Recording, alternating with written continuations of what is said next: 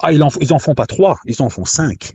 Ce qu'il y a, c'est que, on va dire, les récits et les traditions rapportent que, et ça sont des traditions sunnites, rapportent que le prophète, alayhi salam, paix et bénédiction sur lui, a regroupé la prière de Dhuhr al-Asr et Maghrib al-Asha, au moins à quelques occurrences, sans aucune raison. Et lorsqu'on a posé la question à Ibn Mas'ud, qui était un de ses compagnons, la raison pour laquelle il a fait cela, il a dit, c'est pour faciliter la tâche à mes communautés futures, aux communautés futures. Tu vois? Alors, en fait, le débat théologique est le suivant. Imaginons qu'un jour le prophète dise cette chose est interdite.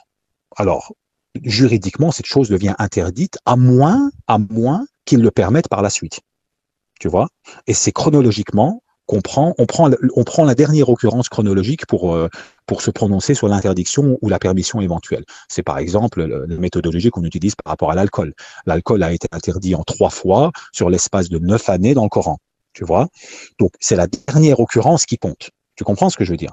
Voilà. Donc, on prend la chronologie historique pour déterminer une interdiction. Et est-ce qu'il y aurait une autre méthodologie par rapport à la permission? Ben non, il n'y en a pas une autre. Ça veut dire que si, par exemple, le prophète a, on va dire, permis au moins une fois quelque chose qu'il n'a pas lui-même aboli par la suite, cet élément-là devient en fait une permission possible. Tu vois? Or, c'est ce qui s'est passé par rapport au regroupement de prières. C'est que si tu étudies l'histoire des traditions prophétiques, authentiques, c'est-à-dire reconnues, tu verras qu'il a à plusieurs reprises regroupé la prière de Dhuhr al-Asr et regroupé la prière de Maghrib al-Asha sans aucune raison, tu vois. Mais la norme, c'était qu'il séparait les prières. Donc il a passé sa vie à séparer les prières. Mais par contre, à plusieurs occurrences, il a regroupé les prières, mais sans aucune raison, tu vois. Donc ici, l'école Jafarite, donc en l'occurrence l'école chiite, va venir te dire, de par le fait qu'il les a regroupés sans aucune raison, alors ça devient une permission possible qui est donnée aux croyants, tu vois, et elle n'est plus conditionnée par un élément bien précis, comme par exemple le voyage, ou alors une tempête, ou alors toute une série de conditions. Tu vois?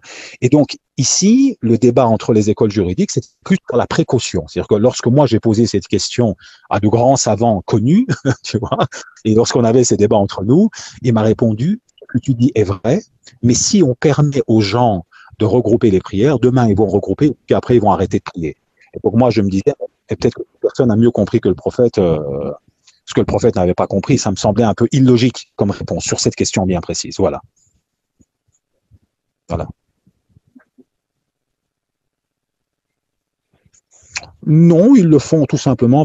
En fait, ils le font tout simplement par facilité pour les gens, en fait, parce que c'est vrai que bon, dans une vie active, mais tu as tout à fait le droit de les séparer. Attention, hein, tu vois. C'est-à-dire que c'est devenu une norme de les regrouper par facilité, parce que tu sais, selon Aïcha, par exemple, le prophète, lorsqu'il avait la possibilité entre une facilité et une difficulté, il prenait toujours la facilité. L'objectif d'une religion, c'est d'être facile. L'objectif d'une religion, c'est pas de rendre la vie des gens impossible. Tu vois? Donc, quand une religion te donne une facilité, il est impératif d'aller vers la facilité. Et c'est d'ailleurs la raison pour laquelle dans l'école Jafarite, alors je ne suis pas du tout en train de faire la promotion de cette école, il faut bien me comprendre, il y a beaucoup de questions théologiques qu'on peut discuter, mais sur le plan juridique, ils interdisent aux gens de prendre la difficulté. Ils ne te donnent pas le choix. Par exemple, lorsque tu voyages et que tu jeûnes, dans l'école Jafarite, si tu jeûnes, tu peux jeûner, mais ton jeûne n'est pas valide. Tu vois? Tu as compris? Donc, ils ne te donnent pas l'option d'éventuellement soit de jeûner ou soit de ne pas jeûner. Tu peux ne pas jeûner, mais ton jeûne ne compte pas. Tu vois? Et en fait, ils ont fait tout cela pour obliger les gens à aller vers la facilité parce que il y a quelque chose dans le psyché des gens qui fait qu'ils pensent que la difficulté est liée à la bonne application de la religion. Et ça existait déjà à l'époque du prophète, ça. Tu vois, tu avais des gens qui sont passés voir Aïcha et ils ont dit raconte-nous la vie de Mohammed, que paix et bénédiction soit sur lui. Et quand elle a commencé à raconter sa vie, et ces gens-là ont commencé à dire mais nous on trouve qu'il n'est pas assez pratiquant, quoi. Tu vois.